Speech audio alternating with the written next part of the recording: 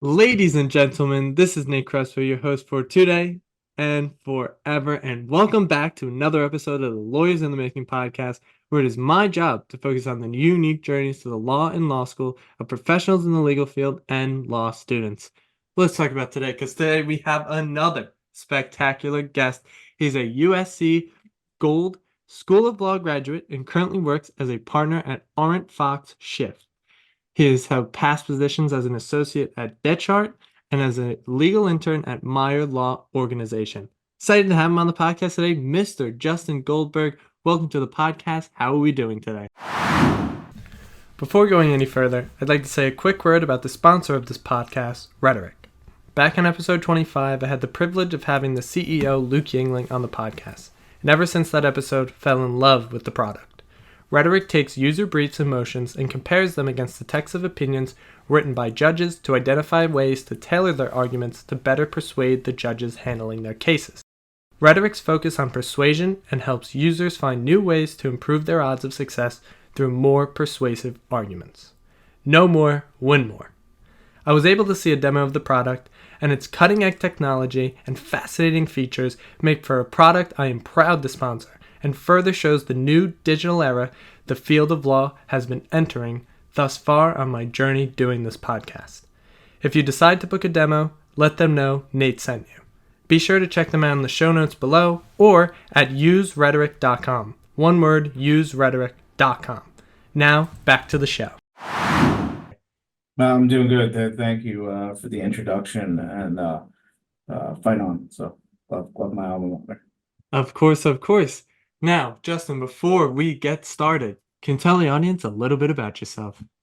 Yes, so I'm a 2013 Gould grad in law school. I started my career at Dechert in Orange County doing financial services for about 4 years, and then I lateraled to ArentFox doing corporate and M&A, and I've been doing that ever since.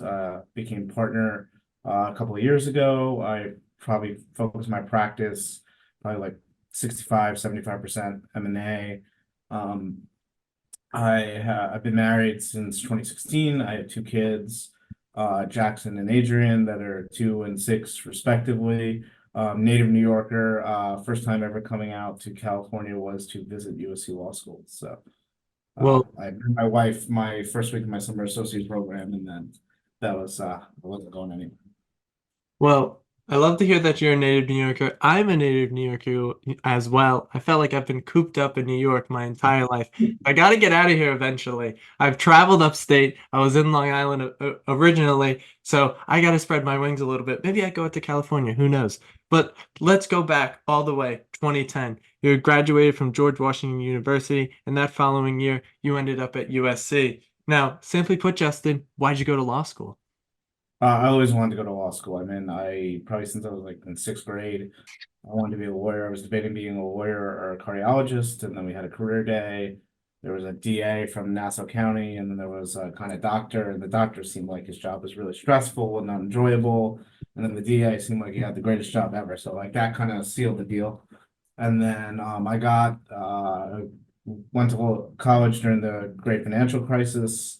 I read a bunch of books about it, and this lawyer, Rajan Cohn, this famous banking M&A lawyer, just kept showing up everywhere. In every book I read, he was Lehman's lawyer, he was AIG's lawyer, he advised Tim Geithner of the Federal Reserve, and I'm like, I want to be that guy. So it was like, I'd always kind of dreamed to go into law school, and then I studied abroad in London during my junior year, then came back and was like, I want to go to the biggest city I can get, biggest law school in the biggest city I can get into. I'm gonna go to the best school I get into.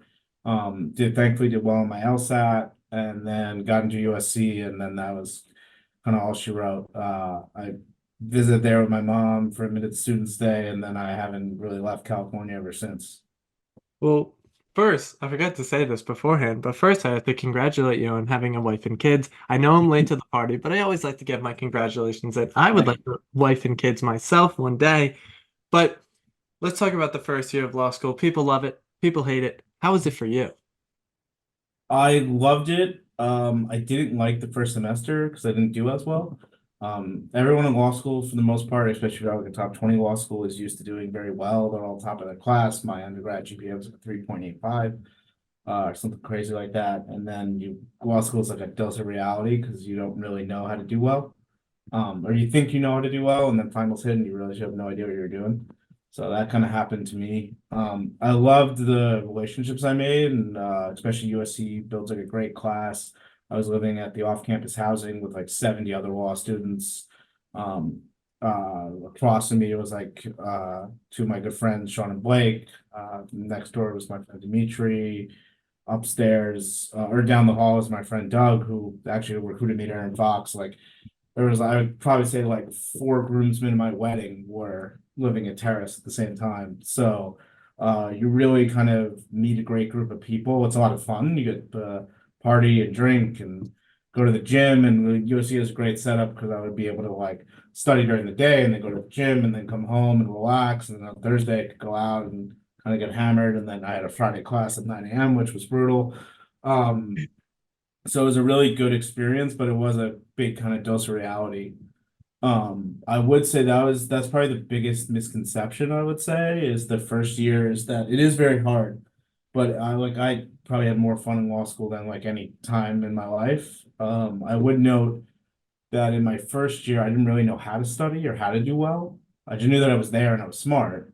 You get these like case books and you're supposed to outline and read every day and get ready for the class. It really does nothing for you. Like it's like that doesn't help you on the final at all. So I had this realization midway through my second semester when I went to New York on spring break and I met with a bunch of alumni. I'm meeting with this guy Tim Moore at Wachtell, like best firm on earth. And Tim's like, yeah, like I got a 3.2 my first semester. It's like I didn't really do well at all. I'm like, Tim, you're at like Wachtell. Like that's like people that have like 4.0s from Yale. And he's like, yeah, like I was like I think he had like a JD MBA or a business undergrad from Michigan or something. And he was just like, yeah, I did really well in business school at Michigan. And then I get to law school and I'm like, what the hell? And he's like, so I did everything everyone else did. And then I'm like, what did I do well in undergrad that made me succeed? It's like I took a bunch of practice tests. I went to professors, had them graded, and then kind of figured out what they wanted and did better. And he's like, so then I applied that in law school in my second semester and did like way better, like a 3.8. So I was like, I'm gonna try that. Like this guy knows what he's talking about. So then I did that my second semester and got a 3.57.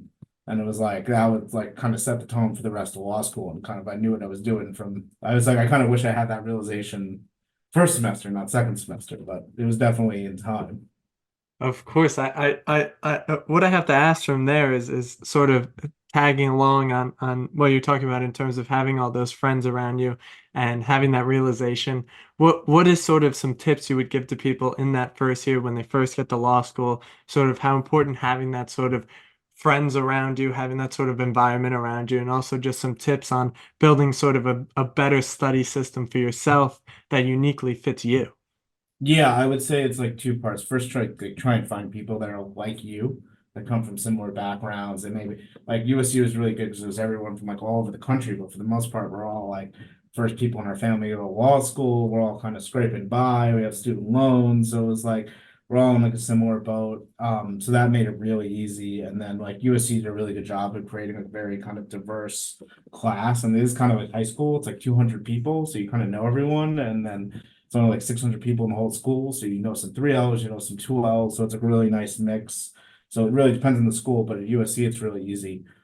Just be yourself. And then in terms of studying, I would say, yeah, like do not go with the crowd.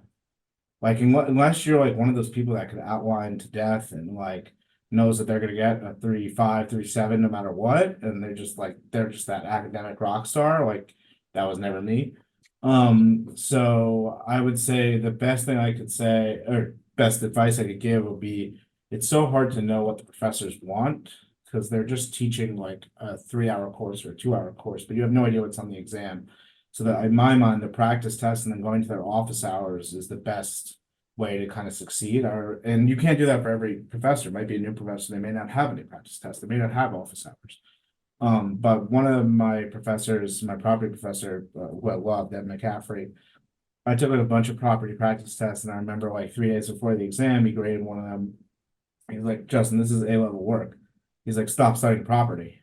He's like, go study your other classes. You're fine. I'm like, seriously? He's like, yeah, do not look at anything property related for the next 2 days. He's like, you got other classes you got to focus on. And then I went in there, I knew exactly what I was doing, and I got a 4.0 on that exam. I got the highest grade in the class. So it was like, he was very honest of like, well, this is what he wanted. And similar for my common law class, I did the same thing with Professor Cruz. And it's so invaluable to know what the professor is looking for and like how to reach them and how to build the art. Like in common law, it's very specific to building an argument. Like we would draft it like an opinion of the Supreme Court or an appellate brief, and kind of knowing how to like do a building block, like a decision tree of like, oh, this is a 14th Amendment case, and then is it a case like about privacy, and then you go to Griswold, and then you go to Casey or Roe, and then Casey, and then on down the chain to like, it doesn't even matter what you write is the right answer. It's like you've already put all the building blocks there. So I think that was really, really helpful. And I didn't really read a book the next 2 years in law school.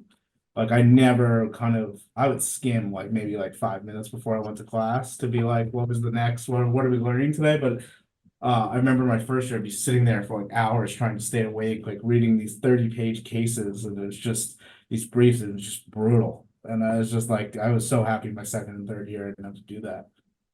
Yeah, I think in terms you give a great suggestion there in terms of reaching out to professors. The practice test is a new thing. I didn't know about that until just a couple episodes.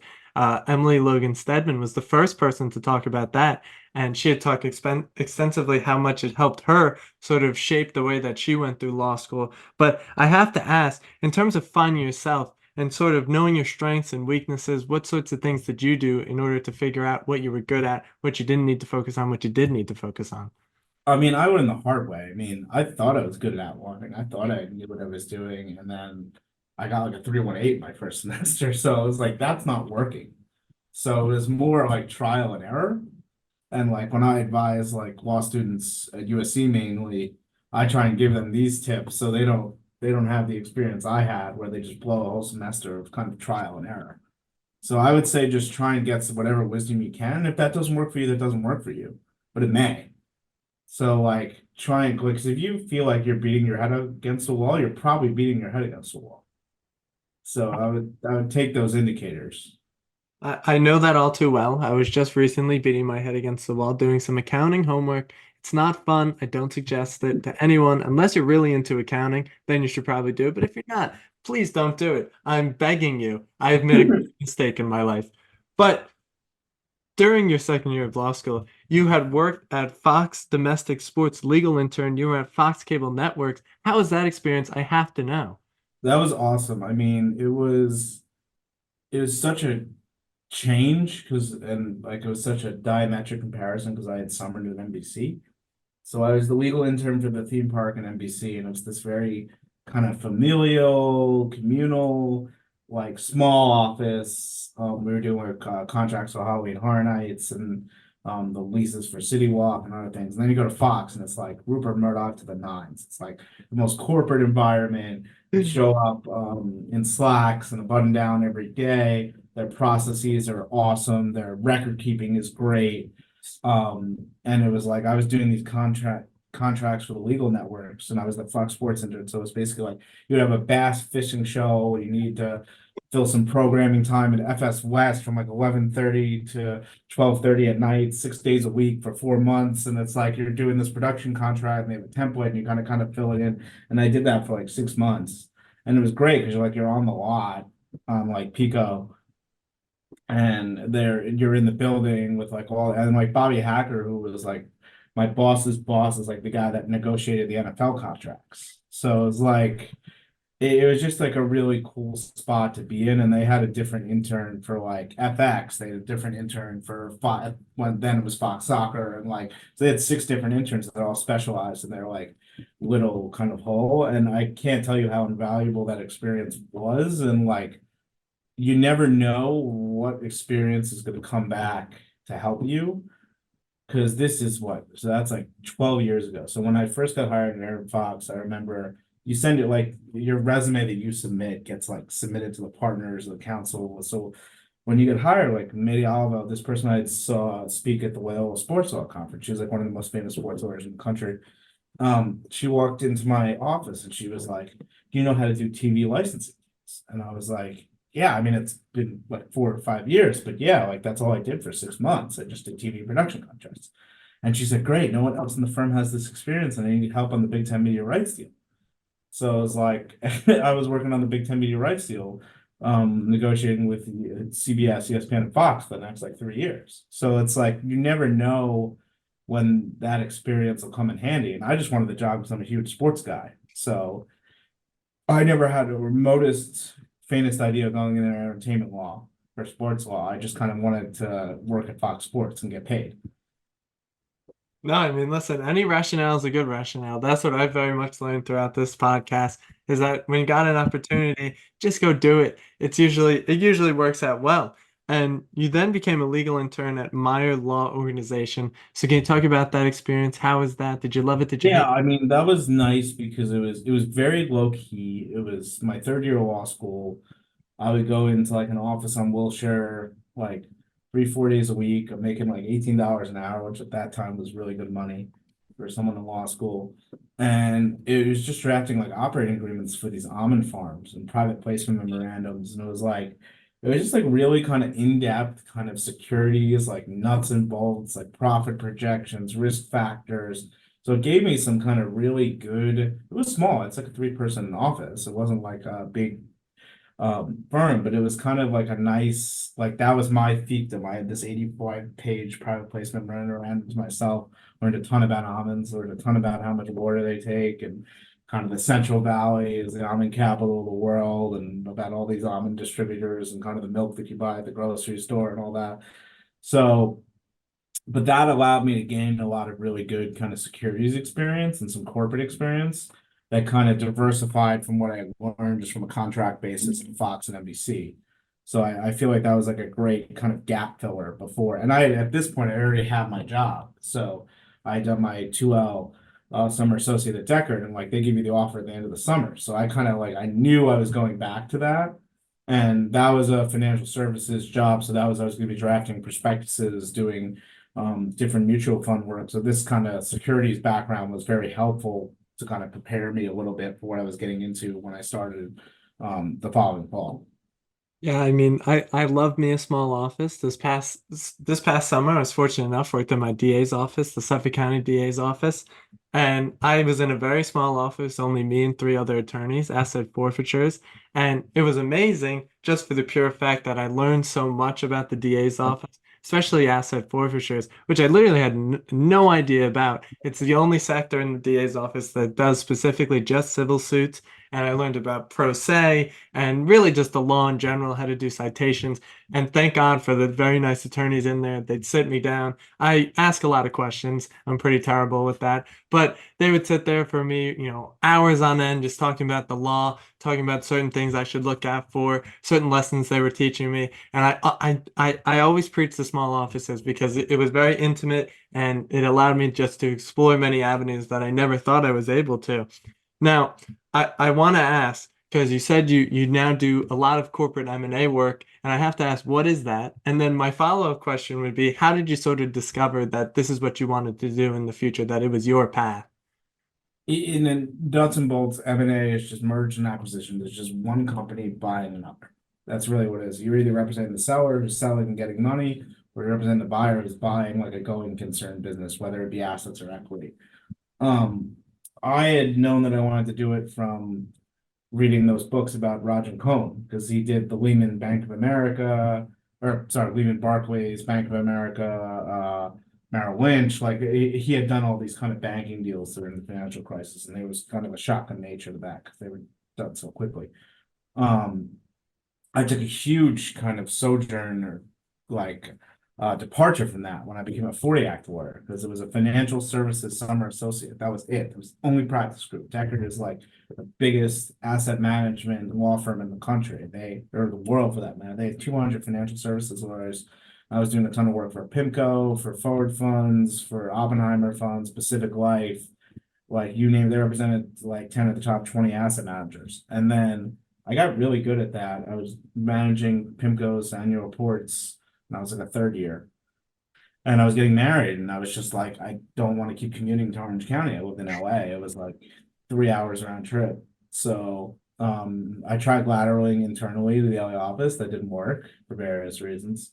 And then this was pre-COVID. And then my friend was at ArentFox, and he was like, hey, they need someone in corporate. Would you apply? I was like, yeah. I'm like in the market. I'm interested.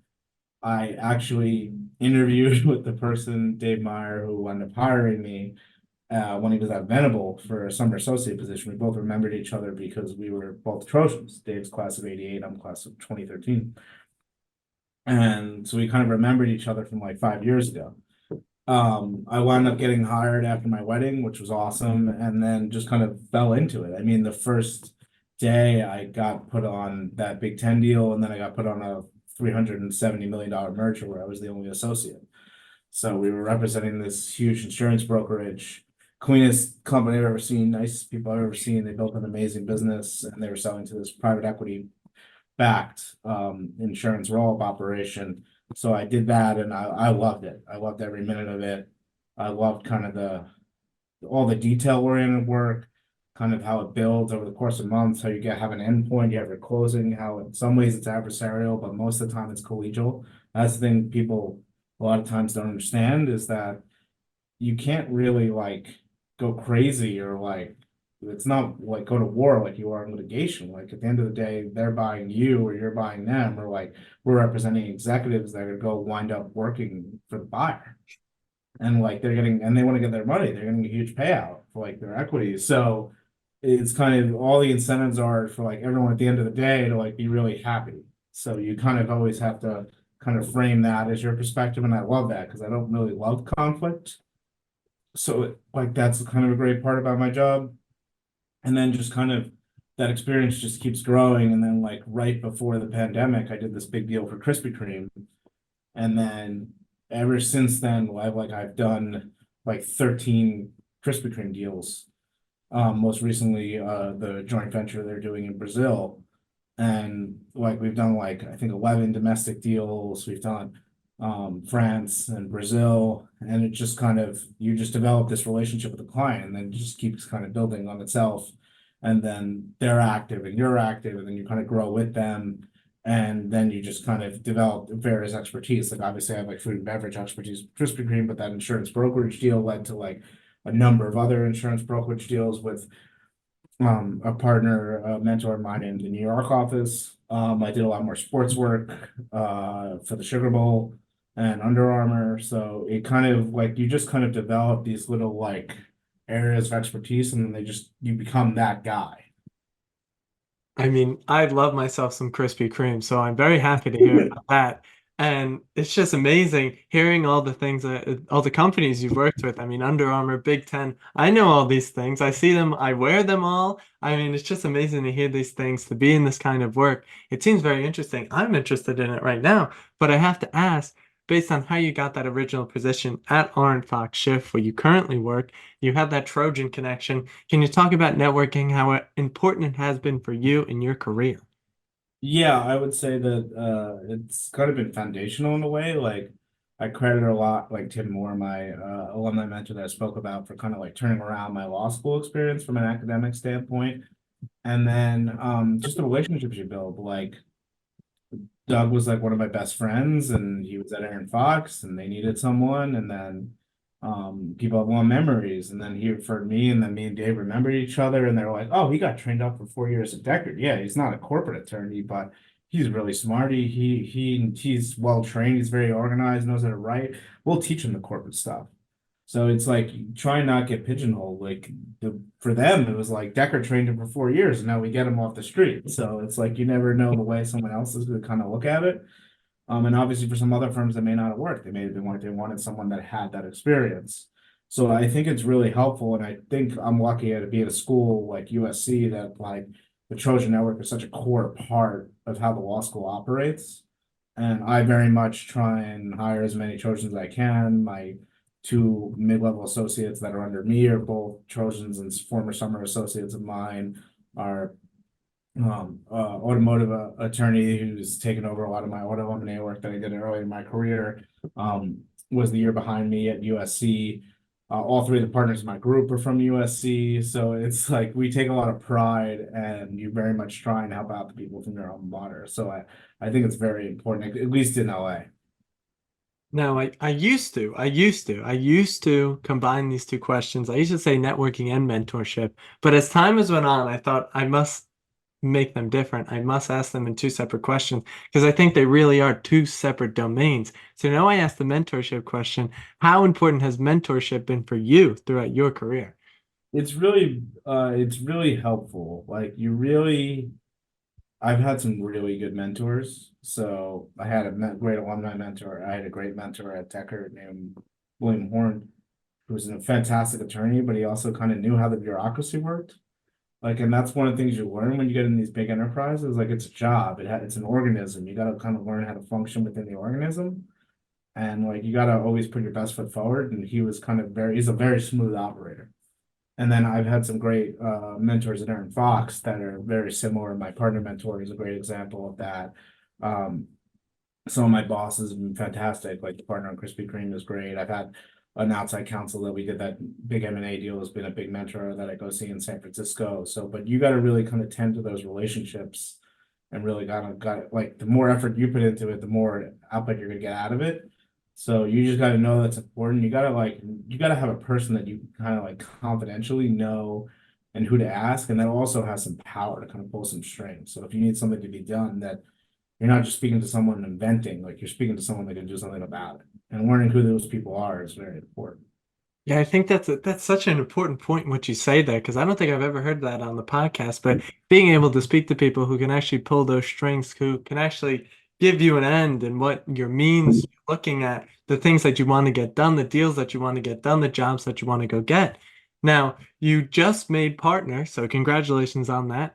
Just a short year ago, and you were associate at ArentFox Schiff for 6 years. Now, what advice would you have for people in terms of going up that totem pole to get to that partner? What sorts of things should you do in order to make it to the top like that? I think you just like well the couple I think the most important thing is knowing that it's not going to be easy. Like knowing that this job's not for everyone. Like I love my job. I love what I do, but I work to live. I do not live to work. And there are other partners that's not like that. It's very generational. And knowing that it's not a 9 to 5 job. It's not a job where you could have the weekends all yourself, or if you're in Europe on vacation where you don't have to look at an email like that. It just doesn't, at least in my firm, it doesn't work like that. I mean, like we're very leanly staffed. So like if my clients need something and I'm in Tokyo, I need to answer the email while I'm in Tokyo. Like, or if I need to get on a call in the morning when I'm taking my son to daycare, like I get on a call in the morning. Like you just need to be kind of hyper flexible. And I think I'm lucky, and I think this is really helpful. I have a partner and a spouse that very much knows the deal and doesn't get upset by any of those things and is very willing to accommodate it when I need to work. Um, and then just like being hyper responsive. Like people are paying you an inordinate amount of money per hour to solve their problems and to get it off their plate. Like they're not going to their outside counsel where they're paying $800 an hour if it's like not a big deal or something that they could let leave for a while. Like they want to be like someone asked them to do something and they're like they don't know how to do it, or they need more bandwidth or help doing it, and they want to be like, oh, Justin has it. I'm good. Like he'll get back to me when it's done. So I will respond to every email, try and be as responsive as I possibly can. Even if I can't give them a right answer, I'll be like, hey, I got it. I'm on it. I'll get back to you as soon as I can, or tomorrow, or the weekend, or whatever. And I feel like clients really like that. And I'm saying that's not like 100% solution. Sometimes you want to like maybe 5 or 2% of the time want to take a little bit longer to think of the perfect answer, but it's almost always the right answer to just respond.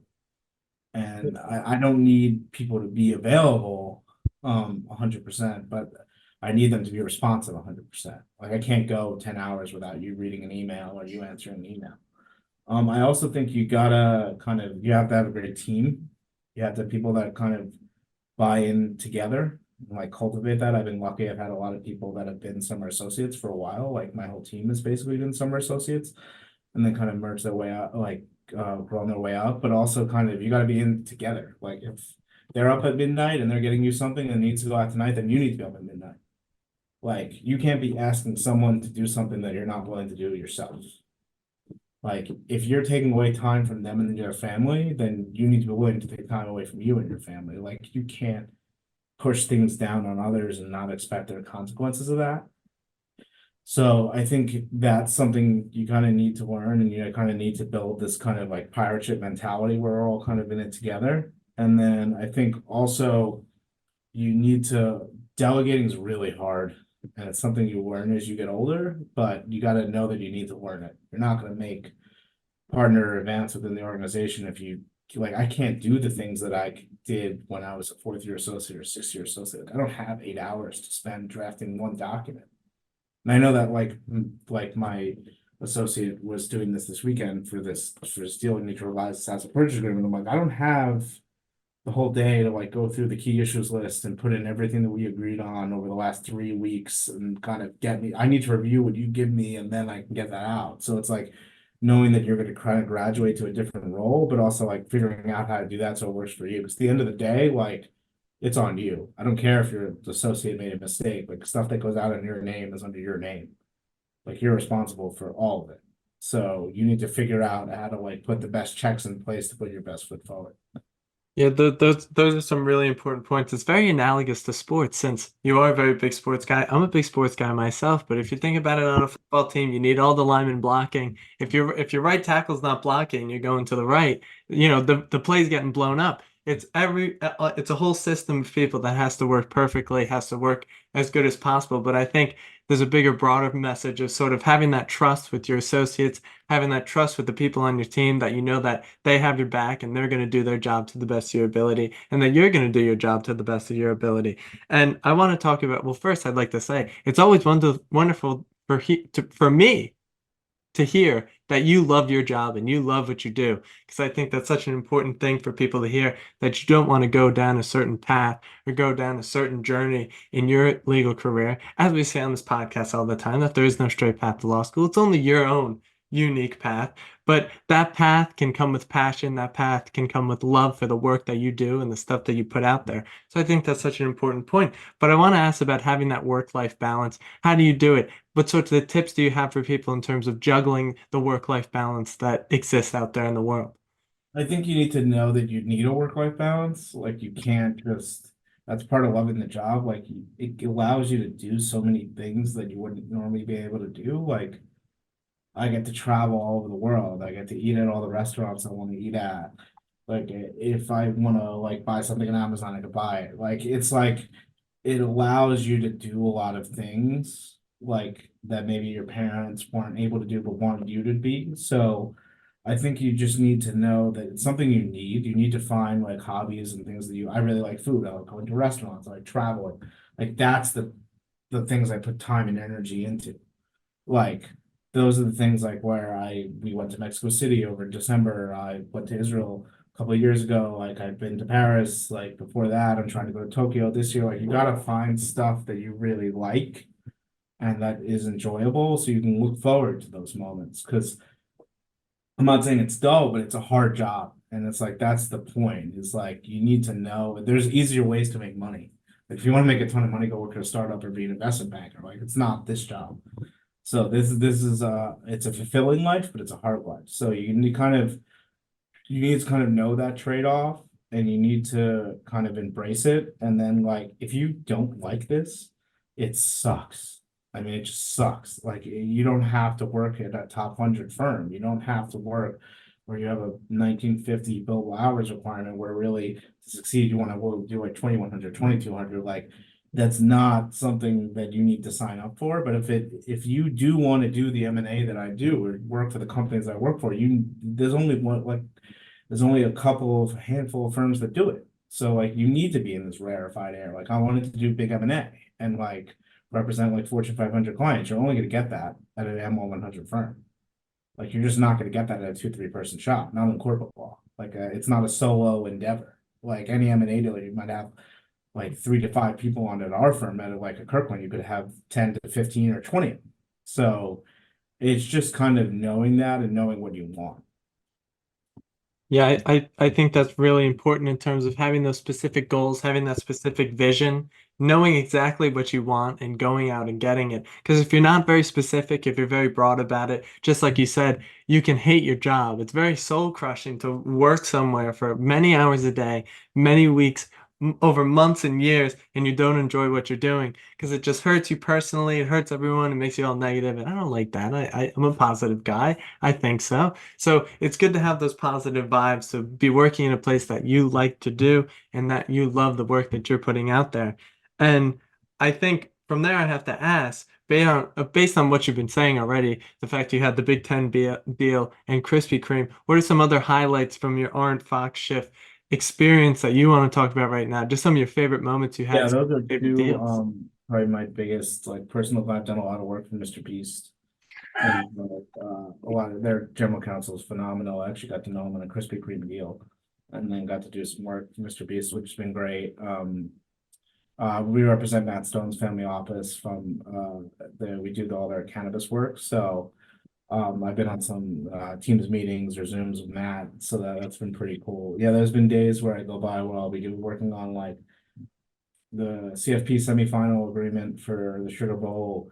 I'll be working on a Krispy Kreme deal. I'll get to do a Mr. Beast thing, and then I'll work on a Matt Stone thing, and I'll like pinch myself, and I'll be like, "This is my life." So it's like you don't think about it in the moment because you're just trying to get from A to point B, and I'm a very like detail oriented task where I love lists and kind of ticking off. I have a task list and checking things off.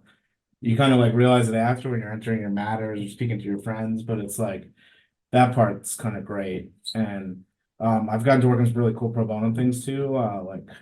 Did some great work for the NAACP with the defense fund. Got to overturn cash bail in Harris County, which was awesome because we did an amicus brief there that got cited.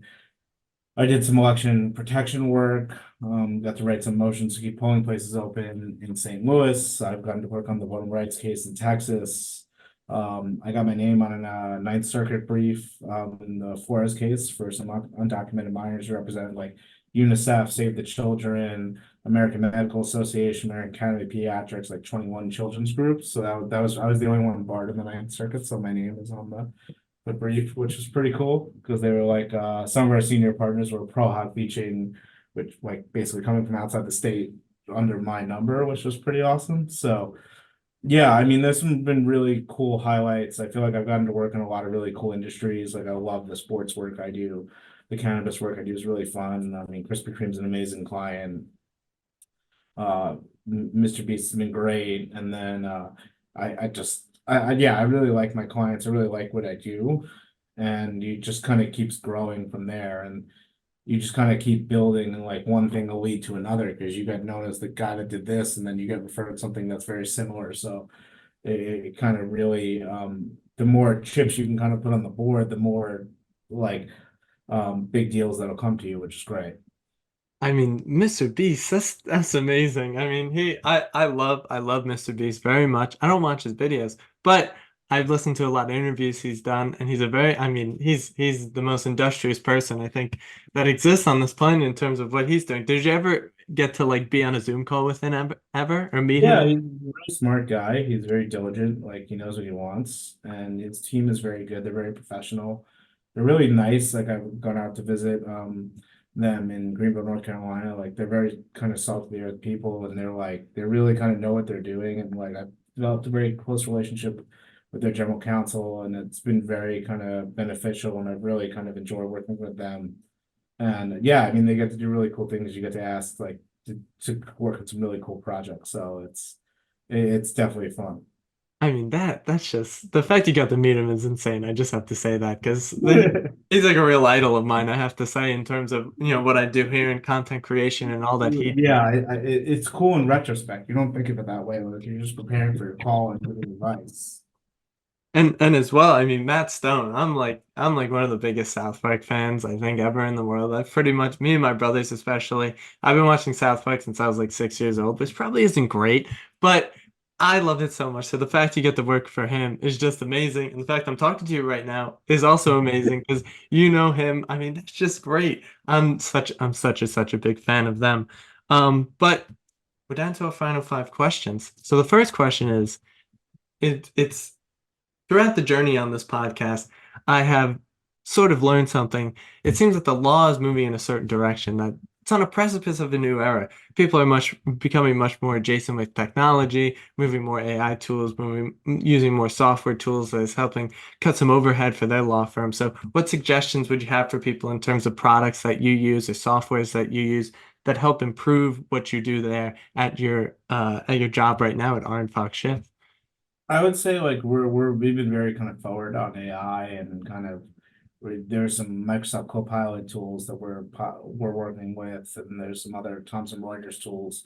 So that could be a good kind of research tool, summarization tool. I think just kind of, being up to speed on it, and then just like the nuts and bolts. Like, I mean, this could sound dumb, but like knowing Windows and knowing Word, and Outlook suite. Like, you're not going to go to a law firm for the most time that has an Apple computer.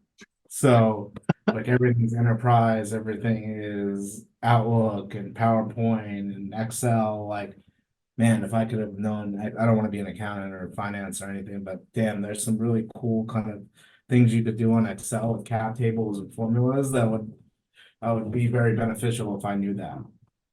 I know I was on X the other day, or Twitter, whatever they call it now. But I was on there the other day and I saw that they actually have Excel competitions now. So people will literally like go through and use all the because when you go down that rabbit hole, because I peeked in. I only peeked into Yeah, it's like I could check it and I could like look at some formulas and this happens and it has happened.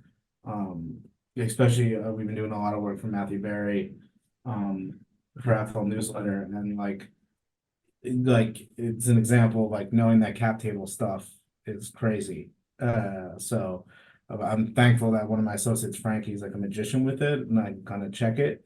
But it's like, yeah, it really comes in handy if you would know that stuff, or at least you better find an associate that does.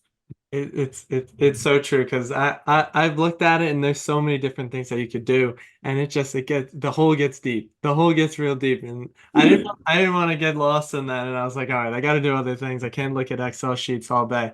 But fourth to last question here. You were talking about books that you read. You mentioned the book by Roger Cohn that very much influenced you in terms of what you wanted to do. So, official live on the Lawyers in the Making podcast, Justin Goldberg. I forgot to say this before anything, but I love your last name. One of my favorite wrestlers ever. I'm a big Yeah, I love Goldberg very I much. was a big WCW fan, so Really? That's crazy. uh, Even during that era, that was an amazing. That was my era. That was Sting. That was NWA. That was Goldberg. That was Rey Mysterio. Like, that was the peak. no mask for Mysterio too, which is Yeah. makes it even better. I mean, I've actually because when I first got into wrestling, which is only a couple of years ago, it was probably my junior year of high school. I didn't really know about the whole WCW, WWF thing, and so Yeah. I was able to look back. So I've went back and I've actually watched a lot of WCW Oh because my God, it's incredible. I it's mean, that was like peak. It was before WWE, WF now bought it. And it was like they were like competing for a while. And I don't get me wrong, I watched Bret Hart and Shawn Michaels and The Undertaker and stuff, but there were some years like when Razor Ramon and kind of they went to WCW and there was a lot of poaching going on. the NWO. Yeah, it was crazy. That was literally I would go watch every pay-per-view, every Monday night or Thursday night. Like that was like appointment television when I was growing up.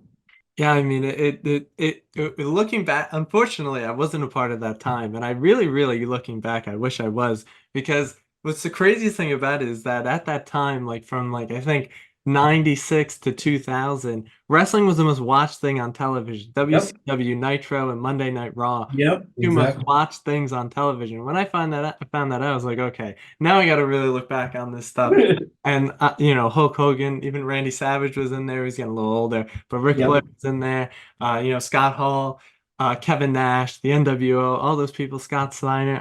I can name all these people. I could go on all day about wrestling. But I think it was just such an amazing time to be around, and the fact that because I think the competition, the fact that they were both competing with each other, really brought Yes. the best out of everyone. Because it was on a Yeah. week to week basis where it's like it comes down, they're both businesses, they're both companies, so they got to make money, they got to put, butts in seats. So I think it was like the peak of wrestling. I think we may be back at the peak of wrestling, but that, I've heard I watched some of the highlights of WrestleMania, and it seemed incredible, and The Rock's back, and kind of they brought in John Cena.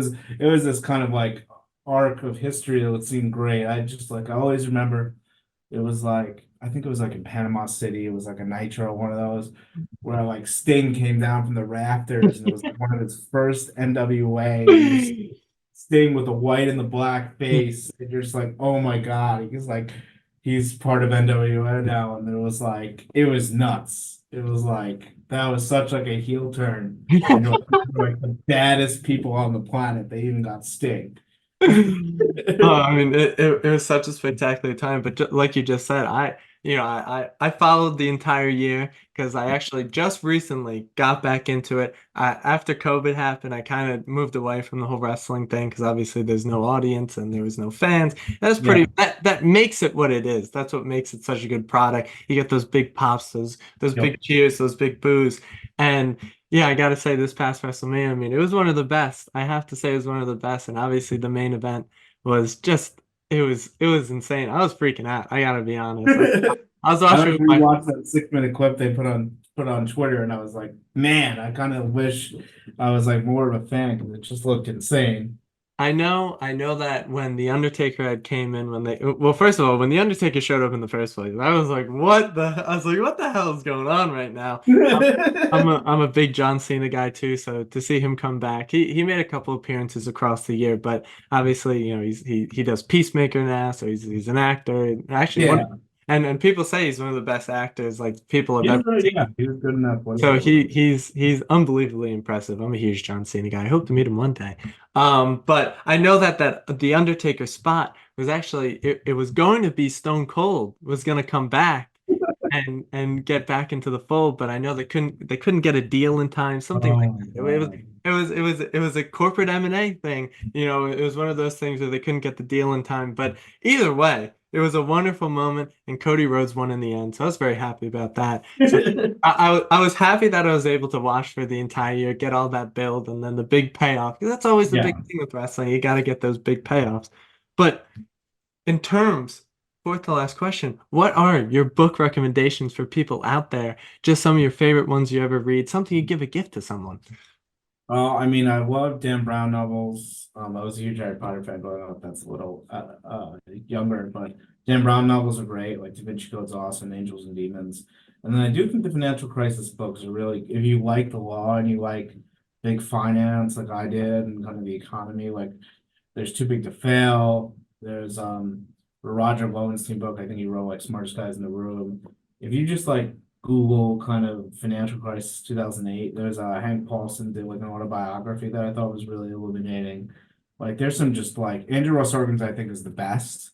And then you have Michael Lewis's book, um, which I thought was amazing, kind of about this time period. Profiles Michael Burry and John Paulson and some other people, hedge fund managers that made a killing on the crisis. The Big Short. So I would say The Big Short, Too Big to Fail. Those are probably the two best. And then there's some other kind of books in there that you could kind of Google and pique your interest and then kind of go down that rabbit hole. I've never read the book, The Big Short, but I have seen the movie with Steve Carell, who's very serious Oh, and curses a lot, which always sets me off. I'm a big Office fan. I love Michael Scott. it's a tremendous book. But I like the movie. The book is better than the movie. It always is. I always say it always is. But third to last question here, Justin, what are the sorts of things you consume, not food, consume on a daily basis, either that be through social media, so Instagram. I'm a big news junkie, so a lot of Twitter, or X, whatever the hell it's called. I follow a lot of political reporters, a lot of sports reporters. I consume. I'll look at Politico, I'll look at ESPN, I'll look at Bloomberg, CNBC, Wall Street Journal, New York Times, Washington Post. And then like now I'll be seeing a lot of Dolphins Twitter and kind of like with Dolphins fans. So I'm analysis of the drafts and podcasts. I listen to Morning Joe every morning. I listen to all the Sunday shows, those podcasts. I try and like get through them by Monday or Tuesday. So yeah, I try and stay as kind of literate. I'm a big politics guy, so I pay attention to a lot of kind of polls and kind of what's going on. I feel like Twitter, if you follow the right people, is a very good it's the best news source for breaking news and kind of quick hits. It's not like I think New York Times is great. I think Washington Post, Wall Street Journal, like some really high quality journalism, I think is very good.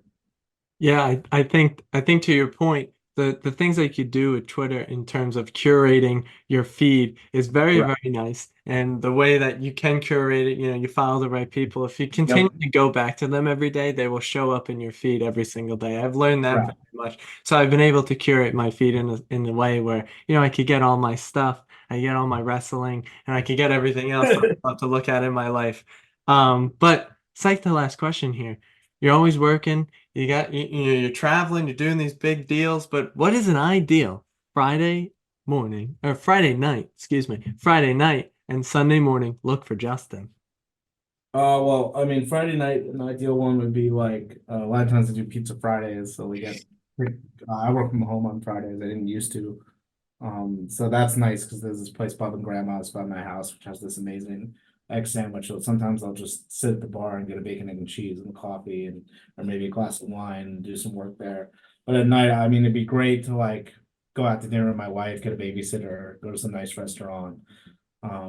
Maybe have a cocktail. Like there's this bar close to our house called the Grand, which makes a really good espresso martini. But kind of, I feel like that would be a great Friday.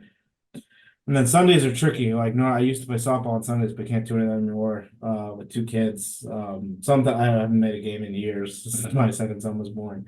My son is karate at 9:15, so that's kind of Sunday morning's kind of blissful in a certain way because I like go pick him up at McDonald's for breakfast. He eats that at like 8:30. I'll like get ready. We'll go to karate. I get to sit there for like an hour and just chill.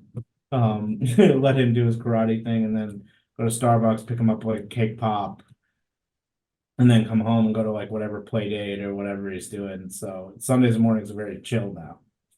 Well, that's always great to hear. I like to have a good chill Sunday morning. Sometimes I gotta get some work out of the way, but go on a nice walk. Experience. Well, the sun is out now. The sun is usually not out in Albany for pretty much the entire time I'm here, which is just wonderful. I love that very much. I have to get out of here soon.